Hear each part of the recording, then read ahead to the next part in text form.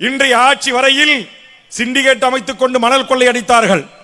தமிழ்நாட்டில் முதலில் ஒரு அரசியல் ஆளன், ஒரு சட்டமன்ற உறுப்பினர், கடந்த கால அனைத்திந்திய அண்ணா திராவிட முன்னேற்ற கழகத்தின் ஆட்சியில் அம்மையார் ஜெயலலிதா அவர்களுக்கு நேருக்கு நேராக வாதாடி இந்த மணல் குவாரிகளை உள்ளூர் அரசியல்வாதிகள் கொள்ளையடித்துக் கொண்டிருக்கிறார்களே, இதை அரசாங்கமே நடத்தி எந்த பொதுமக்கள் வேண்டுமானாலும் அவருக்கு தேவையான மணலை ஆறுகளில் இருந்து எடுத்துக் கொள்ளலாம்.